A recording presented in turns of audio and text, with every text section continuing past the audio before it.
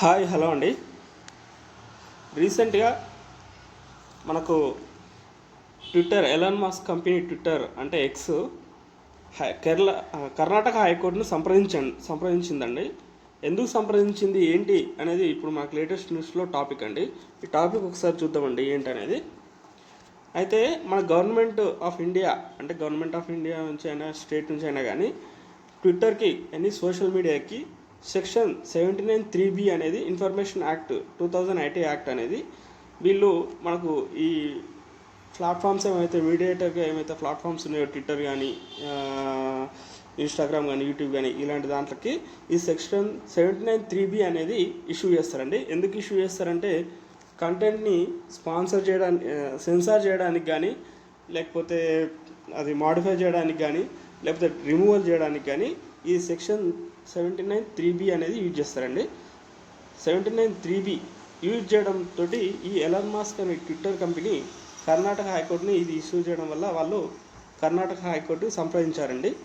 అసలు ఎందుకు సంప్రదించారు, ఏంటి అసలు ఇష్యూ ఏంటి, ఎందుకు సెక్షన్ 79(3)B అసలు ప్రాముఖ్యత ఏంది, తర్వాత ఏంటి అనేది ఒకసారి చూద్దామండి. ఫస్ట్ మనకు ఈ సెక్షన్ 79(3)B అంటే ఏంటి, ఇన్ఫర్మేషన్ యాక్ట్ 2000 అనేది ఏంటి, ఇవన్నీ మనకు క్లియర్గా ఒకసారి తెలుసుకోవాలండి. ఒకసారి ఇవి ఏంటివి అసలు అనేది ఒకసారి చూద్దామండి. ఈ సెక్షన్స్ ఒకసారి తెలుసుకొని మళ్ళీ మనం ఈ కేసులోకి వద్దామండి.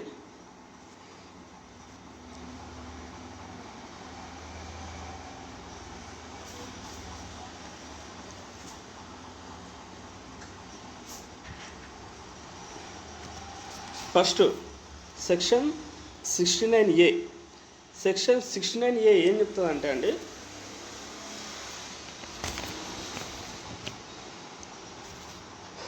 మనకు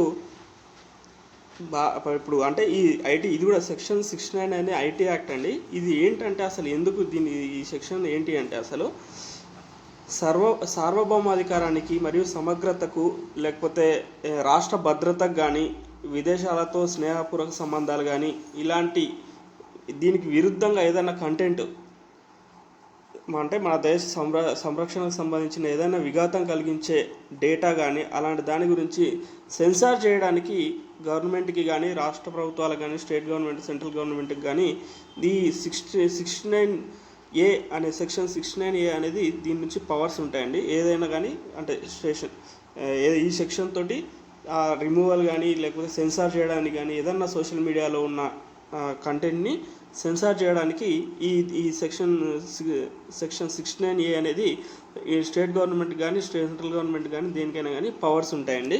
అంటే అథారిటీస్ దీనికి ఉంటాయి. అదే ఇది సెక్షన్ 69A అండి. అదేవిధంగా సెక్షన్ 79 ఏంటంటే అండి, ఇది ఇంటర్మీడియట్స్ అంటే ఏంటంటే ప్లాట్ఫామ్స్ ప్రసార సాధనాలు అనొచ్చండి. ఎట్లా అంటే ఇప్పుడు ట్విట్టర్ కానీ లేకపోతే మన యూట్యూబ్ కానీ ఇన్స్టా కానీ ఇలాంటి సోషల్ మీడియాస్, అలాగే కాకుండా సెర్చ్ ఇంజన్స్ కూడా అనొచ్చండి. ఏంటి అంటే గూగుల్ కానీ బింగో యాహూ ఇలాంటి సెర్చ్ ఇంజన్స్ ఉంటాయి కానీ వీటన్నిటి గురించి ఏంటంటే వాళ్ళకు అది ఏదైతే సోషల్ మీడియాలో ఇట్లా మనకు వయలేషన్ ఉండే కంటెంట్ ఏదైతే ఉందో దానికి ఈ సోషల్ మీడియాస్ అనేవి ఏంటివి రెస్పాన్సిబుల్ కాదండి. సెక్షన్ 79 ప్రకారం ఇవేవి రెస్పాన్సిబుల్ కాదు. అంటే ఏదైనా వయలేషన్ ఉండే ఏది ఉన్నా కానీ ఇవి కాదు. కానీ ఎప్పుడు వయలేషన్ అంటే సెక్షన్ 79(3)B ఎప్పుడు వస్తుందంటే ఎప్పుడైతే ఆ వయలేషన్ ఉన్న డేటాను సమ్ స్టేట్ గవర్నమెంట్ కానీ సెంట్రల్ గవర్నమెంట్ కానీ వాళ్ళకి ఈ మీడియేటర్స్కి వాళ్ళకు ఇన్ఫర్మేషన్ ఇస్తారు. ఇట్లా ఈ కంటెంట్ను డిలీట్ చేయండి, కంటెంట్స్ సెన్సార్ చేయండి అని ఎప్పుడైతే చెప్తారో అది గినగా వాళ్ళు ఫెయిల్ అయితే సెక్షన్ 79(3)B ప్రకారం వాళ్ళు రెస్పాన్సిబుల్ అవుతారండి. ఏదైనా కంటెంట్ వాళ్ళు అంటే గవర్నమెంట్ ఆర్డర్ చేసిన తర్వాత కూడా వాళ్ళు కంటెంట్ను సెన్సార్ చేయకపోతే వాళ్ళు సెక్షన్ 3B తోటి వాళ్ళు రెస్పాన్సిబుల్ అవుతారండి.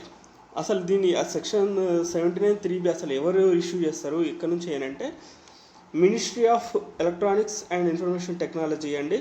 ఇంతకుముందు సహయోగ్ పోర్టల్ అని ఒకటి ఇచ్చారండి. ఆ సహయోగ్ పోర్టల్ అంటే ఏంటంటే అండి, మనకు ఆ పోర్టల్లో ఎనీ గవర్నమెంట్ అథారిటీ వాళ్ళు సెన్సార్ కంటెంట్ని సెన్సార్ చేయండి, ఇది వయలేషన్ ఉంది, దేశ సమగ్రతకు కానీ రాష్ట్ర భద్రతకు కానీ ఇది కంటెంట్ ఏదైనా గొడవలు జరగడానికి కూడా ఈ కంటెంట్ వేరు ఉందని ఈ సహాయక పోర్టల్లో వాళ్ళు ఇస్తారండి. ఈ సహాయక పోర్టల్లో వాళ్ళు ఈ సెన్సార్ చేయండి అని చెప్పిన తర్వాత ఆ యొక్క ప్లాట్ఫామ్ ఏదైతే ఉందో ఆ కంటెంట్ను సెన్సార్ చేస్తారండి. అది సహాయక పోర్టల్. అదేవిధంగా ఇప్పుడు ఈ కేసు గురించి కూడా ఒకసారి తెలుసుకుంటే మనకు ఈ న్యూస్కి లేటెస్ట్గా యూజ్ అవుతాయండి. Shreyas Singhal versus union government of India 2015 అండి. ఈ 2015లో ఏం చెప్పిందంటే అండి, ఏదైనా కంటెంట్ని మీరు స్టేట్ గవర్నమెంట్ కానీ సెంట్రల్ గవర్నమెంట్ కానీ మీరు దాన్ని సెన్సార్ చేయడానికి కానీ రిమూవ్ చేయడానికి పవర్స్ అంటే సెక్షన్ 69A ప్రకారం మీరు కంటెంట్ని సెన్సార్ చేయొచ్చు, రిమూవ్ చేయొచ్చు, ఏమైనా చేయొచ్చు అని చెప్పేసి ఈ సెక్షన్ 69A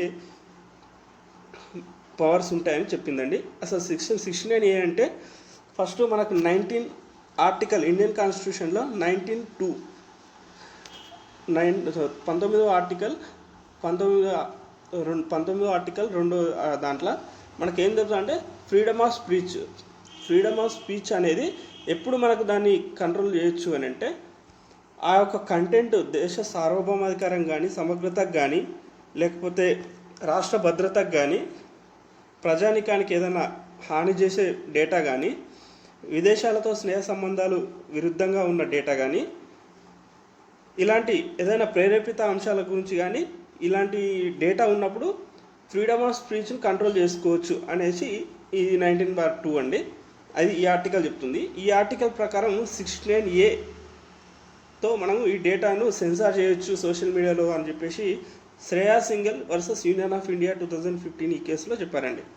సో ఈ 69A పవర్స్ అయితే మనకు స్టేట్ గవర్నమెంట్ కానీ సెంట్రల్ గవర్నమెంట్ కానీ ఎనీ ఇండియన్ గవర్నమెంట్ అథారిటీకి సెక్షన్ 69A అనేది పవర్స్ ఇస్తాయండి. సో ఇప్పుడు మనకు సెక్షన్స్ అన్ని తెలిసినాయి కానీ సెక్షన్ 69A అంటే ఏంది, సెక్షన్ 79A అంటే ఏంది, సెక్షన్ 79(3)B అంటే ఏంది, ministry of electronics and information technology రూపొందించిన సహాయక పోర్టల్ అంటే ఏంటి, ఇవన్నీ మనకు తెలిసినాయండి. ఫస్ట్ ఇప్పుడు న్యూస్కి వద్దామండి. న్యూస్ అసలు ఏందనేది ఒకసారి చూద్దామండి.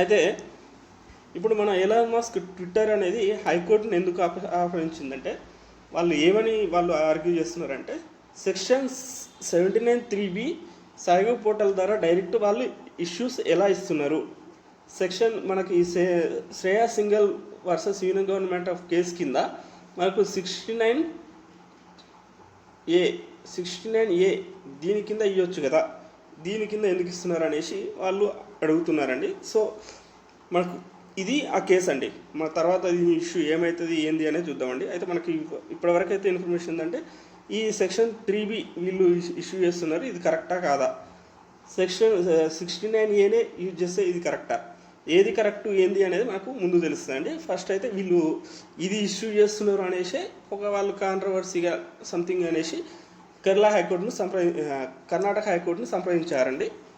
ఇది ముందు మనకు అసలు ఏమవుతుంది ఏంది అనేది లేటెస్ట్ న్యూస్ మళ్ళీ తర్వాత చూద్దామండి. ఇవి మనకు ఇప్పుడు లేటెస్ట్ న్యూస్ అండి. మనకి సెక్షన్స్ అన్ని తెలియాలని నేను ఈ క్లాస్ చెప్తున్నాను. Thank you for